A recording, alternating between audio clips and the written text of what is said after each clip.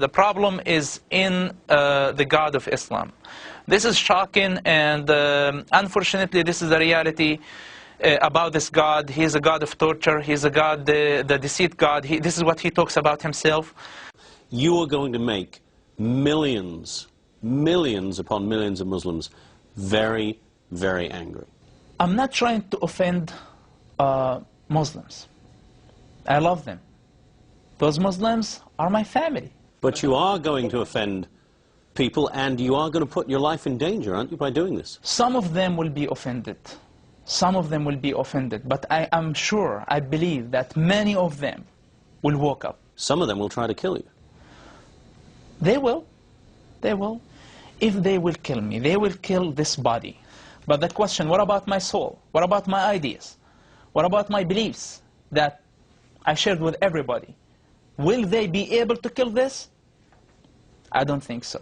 These comments are coming from a man who is not just any Palestinian, but the son of Sheikh Hassan Yousef, one of the founders of Hamas. Mosab Hassan is also a young man who himself, until just a few years ago, was president of the Islamic Youth Movement. And his denunciations of Islam are harsh and startling.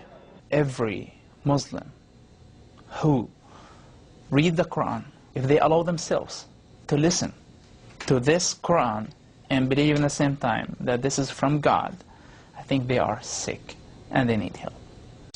I believe that Islam is collapsing already. Because it's collapsing? Yeah, it is collapsing.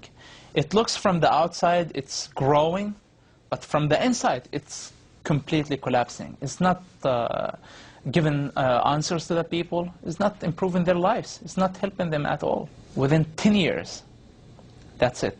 Islam is going to be over.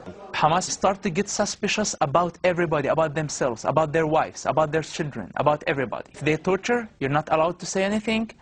If they kill people, you're not allowed to say anything. If they teach you something wrong... They torture and they kill people in the jail? They tortured and they killed people. Their own people? Their own people. Like put needles under their fingernails. They put needles under the fingernails? Needles under their fingernails. Hamas leaders that we see them on the TVs now, okay? And big leaders were responsible for torturing their own members. In studying the Quran, Mosab Hassan found what he calls thousands of inconsistencies. What Muslim sheikhs or religious people do, that they focus on only one part of Islam. Which part do they focus on? The part that they need for that time. If it's a war zone, if it's wartime, they're talking about jihad. They bring the verses that, so it's like very political religion. And this way, I discovered that Islam is the most bipolar religion on earth, that you can find whatever you want. So the Quran contradicts itself? In so many ways. Within days of us broadcasting that interview, it spread across the internet like wildfire. Days after that, Al-Qaeda itself stepped up in the absence of Hamas making any comment, criticized Hamas for allowing him to get away from the organization, and then concluded their internet statement by quoting the words of the Prophet Muhammad, chilling words. They said, "Whoever changes his religion, kill him." That being a reference to the fact that Mosab Hassan not only has left Hamas, but has now turned his back on Islam and converted to Christianity. I love Jesus immediately. Why? Love your enemy. That was the one that moved me from like deep and changed my life forever. I've been suffering for a long time. It's like my medicine became. It's not a drug. It's not given. It's not like Quran.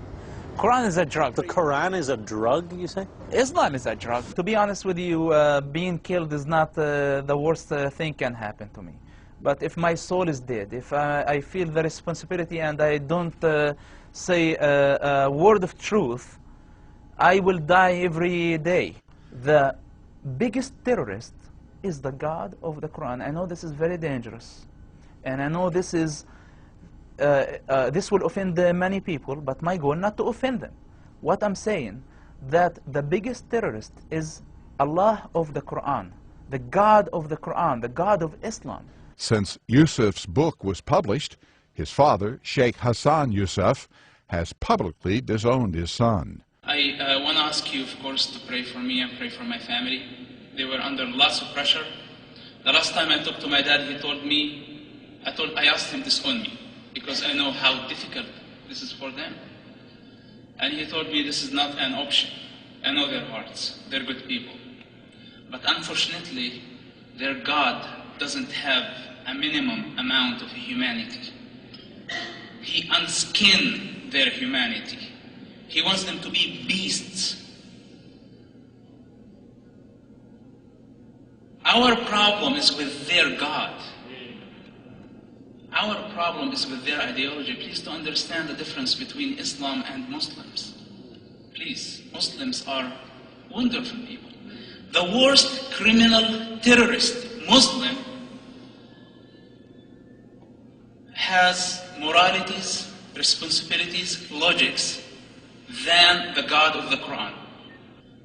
And what I see that governments are hunting the street drug dealers when they are trying to catch somebody like Bin Laden. How old Bin Laden is? 50 years, 60 years, and how long he's gonna survive? For the next 15 years? We have a problem with a gangster has been for the last 1400 years, and he will be there for the next 500 years if nobody will stop him. And our war is with him. My war is with him. My God's war is with him. If Jesus Christ was here now, right now, and you ask him a question, what do you think about the God of the Quran and the God of Islam? What his answer will be. But I'm telling you, the problem is much bigger than Hamas. The problem is in the God of Islam. This is shocking, and unfortunately, this is the reality about this God. He is a God of torture. He is a God, the deceit God. This is what he talks about himself. Islam as a religion in general is a lie wrapped with some facts and truths, and I'm talking this with the authority of somebody who understands exactly what Islam is all about. And it's the biggest lie in history, in my opinion. And this is the biggest danger, that a quarter of population of Earth believe that this is a religion from God. They are wonderful people. You know, here in Canada, our Muslim population is the same as any other religion. So, you know, those are very inflammatory words about. I know you've converted to Christianity, but that's pretty inflammatory. Yeah. Yes. This is a good point, and what I'm trying to tell you here, that your problem, my problem, the world's problem is not with Muslims. And Muslims, the majority of Muslims are great and wonderful people. They are my people. I know their pain, I know their sufferings, and I know their hearts. When you go to the Middle East, when you go to any Muslim community, you see their passion, you see their hospitality, and you get confused, even more confused. You say sometimes, those Muslims are better than many Christians. And we are not in a position to compare people.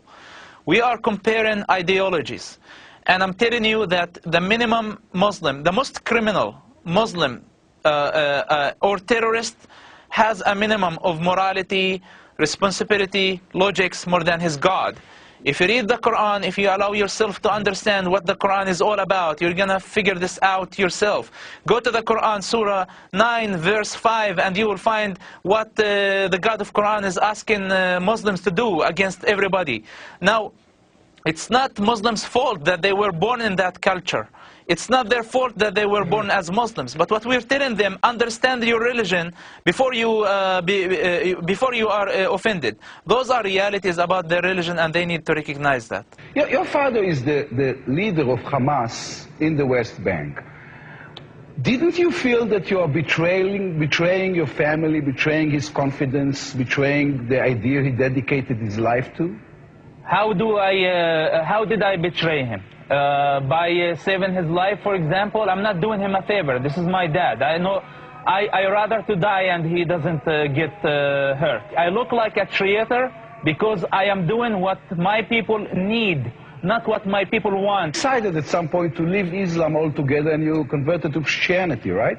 Yes, I converted to Christianity. I am a Jesus Christ follower, and let me tell you something. I am not a pro-Israeli and I'm not very fascinated by the work of the Israeli government of killing Gaza children or assassinating leaders and even terrorist leaders. It's very obvious that they're going to try and kill you till the rest of your days, and still here you are in Israeli television without disguise, without fear, and I ask myself whether this is courage or total craziness. Look, you are afraid when you do something wrong. When you don't do something wrong, when you believe in what you're doing, you're not afraid. Mosab Yousef, in behalf of myself and many, many Israelis, thank you very much, and thank you for this interview. Thank you. Mosab is well aware that by speaking out, he could effectively be signing his own death warrant. But he shows no fear. They gotta kill my ideas first, which is like, that's it. They're already out. So how are they gonna kill my idea? How are they gonna kill my opinions that I have? This thing that they can do, they can't kill my body, but they can't kill my soul.